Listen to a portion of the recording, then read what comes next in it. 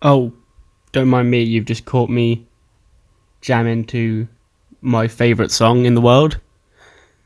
I should probably stop then, because hey guys, we're back for episode number 29 of the TEW 2016 Challenge Run. We're booking SmackDown Live here today and 205 Live. Without further ado, let's just jump straight into it.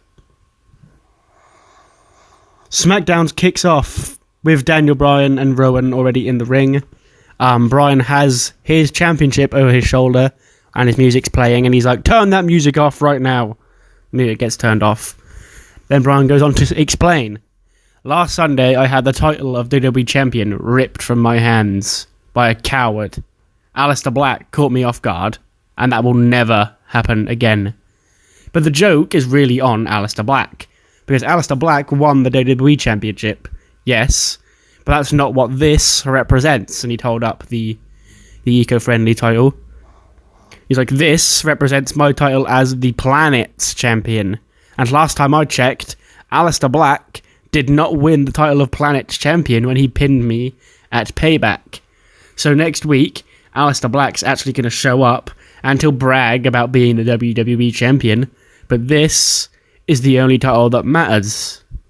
And this will never leave my hands. Aleister Black wanted to take it from my corpse. But you know, congratulations to the new WWE Champion. So Daniel Bryan has gone completely insane. He is still carrying around his fake WWE Championship title that he made, claiming that that was never the WWE title. That was always the Planet's Championship, and he just won the WWE title but discarded it in the bin. And that's not what he's carrying around his shoulder for all these months. So, an interesting turn of events here. We have the first Money in the Bank qualifier for SmackDown. It's a fatal four-way. Ricochet defeats Finn Balor, Robert Roode, and Rusev when Ricochet defeats Rusev with the 630. So yeah, Ricochet scores the pinfall and cements himself SmackDown's first spot in the men's portion of the Money in the Bank ladder match. We then get backstage segment with the Hardy Boys talking about how they plan on becoming the next SmackDown Tag Team Champions, when we hear, whoa. Last week, you snuck up and took a cheap shot on Apollo Crews and this man, the big man, Bobby Lashley, who is bent over, showing off his bum. It's like, well, let me know it, Hardys. If you were to go 2-on-2 with my big men anytime next week or onwards, the result would not be the same. You had a cheap shot your way against the almighty Bobby Lashley and Apollo Crews. And then Jeff Hardy's like, okay then, time to put your money where your mouth is, little boy, because next week we'll face your two big men. And that will be our first step on our quest to once again becoming tag team champions here in WWE. So Lio Rush has seemingly called the bluff of Matt and Jeff. And we will get that match next week. We now get Kathy Kelly in Gorilla with R-Truth and Curtis Axel. She asks R-Truth, you went to the McMahons and asked for yourself and Curtis Axel to have a handicap match with Randy Orton. Why did you do this? And Truth says he hasn't forgotten what Randy Orton did to him and Axel last month. And they've been training this whole time, ignoring the fact that they've both lost one-on-one, to try and get their revenge on Randy Orton. And Axel's like, yeah, that's right. Tonight, myself and Truth are going to put our names back on the map when we pin Randy Orton. And Truth's like, call us the Snake Busters, because I see a snake out there that needs some busting. And they go out, and the Snake Busters, it doesn't end too well for them. Randy Orton defeats them in a handicap match with an RKO. Actually gets an AEB, which is a lot better than I thought it would do. And it appears to be back to the drawing board for the Snake Busters. If you can't tell by the sound of my voice, I have got a massive grin on my face right now, just writing that all up. The Snake Busters have to go back to the drawing board, it seems. We then get Rusev, an angry Rusev, storming through the hallway and into the parking lot. Lana behind him trying to calm him down. And he's like, nah, Rusev crush. I wanted to be Money in the Bank. And then they pull up to they go to get in a car, and they see a limousine pull up next to them. And out steps The Miz, suit, sunglasses, looking like a dickhead. We've seen him once since WrestleMania. He walks up to Rusev. He'd lower the glasses, look down on him over the top of his glasses, and he'd be like, "It's humbling, isn't it?" And Rusev's like, "What?" And then Miz is like, "Losing to a rookie, it's humbling, isn't it?" And Rusev and Lana look at each other, confused. Miz would hand Rusev a business card and then click his fingers, and he'd be escorted back to his limo. Then we'd get the lingering shot of Rusev and Lana looking at the card that The Miz has just handed them. We then get a tag team match. I haven't actually made them a tag team in the game yet, but no longer the Lucha House Party, now the Lucha Generation have defeated the Colones. Grand Metalik scores the pinfall. They both have excellent care. Metalik's getting a 68. But that's not all, because after the match, Lucha Generation pick up the win. They're celebrating, and then a message pops up on the Titantron that says, "You should have never come to SmackDown Live." So somebody apparently has it out for the Lucha Generation.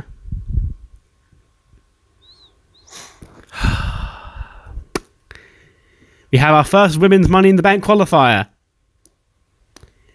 In a bout that had decent wrestling and little heat, Mandy Rose defeated Io Shirai in 9 minutes after a defection from Carmella. Moving on.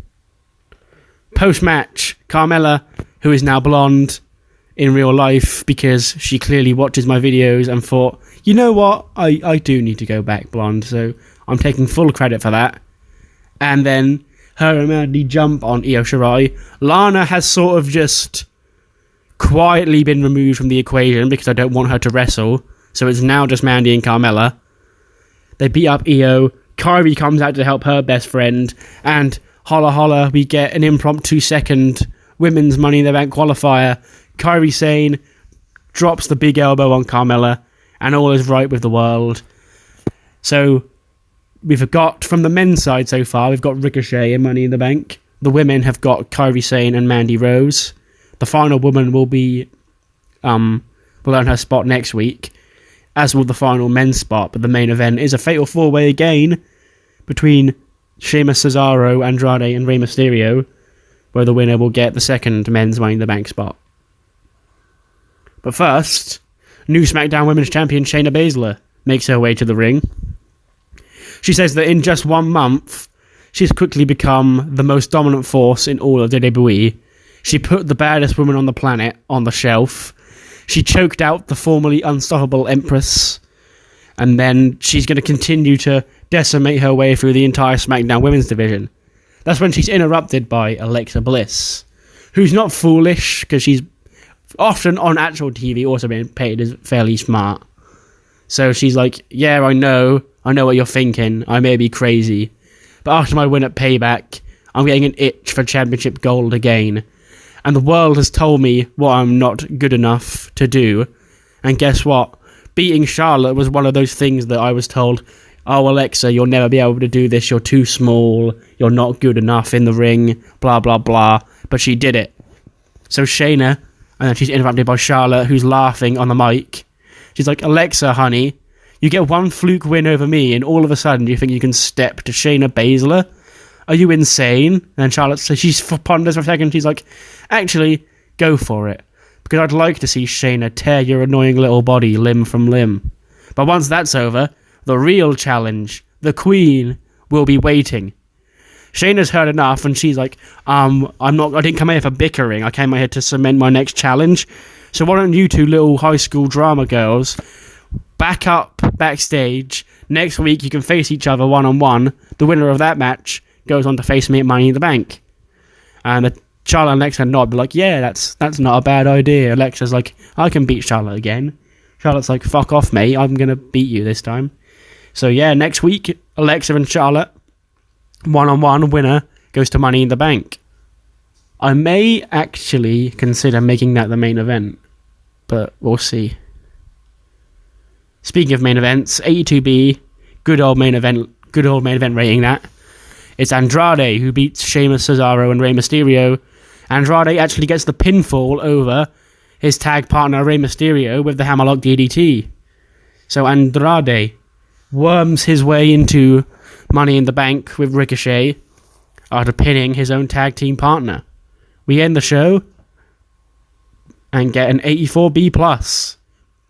Pretty good episode of SmackDown Live. We pause here and we get into a very eventful 205 Live. In what is perhaps the biggest 205 Live of the save so far, we begin with Drake Maverick and Triple H in his office. Drake Maverick is addressing the 205 Live audience. He says, "So ever since I first came here as the general manager of 205 Live, I've loved every second of my time here. I've had the chance to meet some great cruiserweights, some great friends, and witness some of the best action up close and personal. But as of tonight, this is my last night as the general manager of 205 Live. Because my career trajectory has sent me in other places." And Triple H is there. He's like, "Don't worry, I've discussed this with Drake. I convinced him not to go because he was the best fit for the job, but he insisted. But fear not, I have a replacement general manager lined up, and that man will show his face in due time when he feels necessary."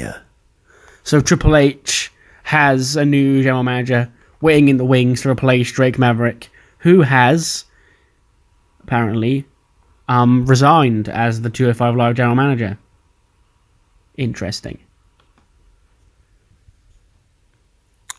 Flip Gordon and Jack Gallagher, fresh off Flip Gordon's win over... main event Raw match with Seth Rollins a night before, gets a win over Jack Gallagher, which I believe is Gordon's second point, and wipes Jack Gallagher from the board because he had one. I will show the board at the end of the show, I think, because it's been a while. But yeah, Flip Gordon gets the win in a good match because they've got great chemistry. Speaking of newcomers to 205 Live and good little matches, Drew Gulak picked up a win over Angelico. I put Aiden English to get involved, but apparently it did because the thingy advanced. So... oh, Aiden's still on commentary. That'll be why it didn't work. But no, he didn't. He did come out and screw Angelico. In our main event matchup of the evening, the Lucha Dragons pick up the win over the Singh brothers in their 205 Live debut, when Sin Cara picks up the win. Kalisto is apparently head and shoulders above everyone else, which is a fucking yikes. Paige here, and she's here to address what happened at Payback.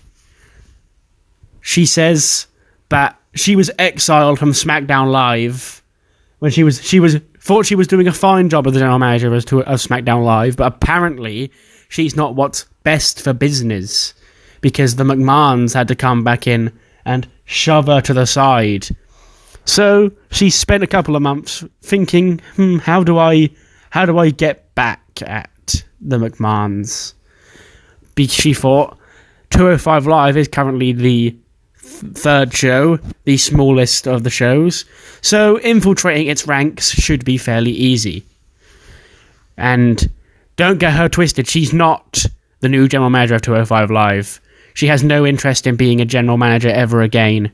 She's just going to manage her own people and guide them to the top in spite of the WWE Universe, in spite of the powers that be. And ladies and gentlemen, welcome the first of many men, Mr. Tyler Bate. The new Cruiserweight champion comes out. He grabs a mic and he puts over Paige as one of the best women of all time, and how he's honoured to have her in his corner. When the former Cruiserweight champion, Buddy Murphy, comes out, and he's like, "Oh, you're a fucking bitch, mate. You couldn't beat me clean, so you had to cheat and do it." Buddy's still sort of tweenery more babyface than heel, I'd say here, but I'm hesitant to completely fully turn him. And he's ranting about how Tyler Bate had to cheat to beat him. Buddy Murphy was this unstoppable juggernaut on 205 Live.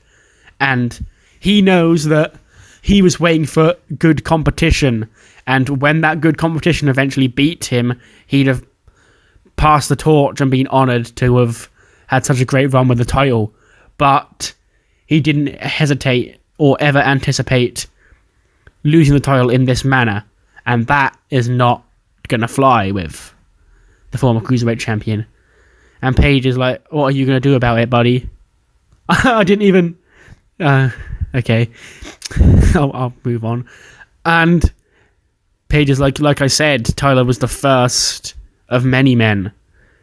And this is our British takeover.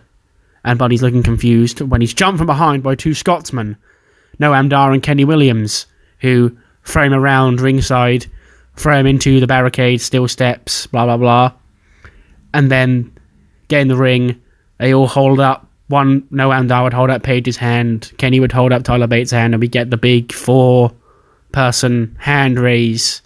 And they would have tossed Buddy Murphy's body into the ring. They'd be standing over him to end the show. So yeah, I think that was the longest 205 Live. It normally takes 3 minutes. This one's taken 6. And here's the scoreboard. I actually need to take Angelico off for Drew Gulak. I had to make sure I put a spacebar in there because there's some stuff down there I don't want you to see. So yeah, there's the scoreboard. Flip Gordon 2 points. And Leo Rush, Aiden English, Noam Dar, and Drew Gulak all on 1. And that is it for this week of TEW action. I'll see you next time for Raw.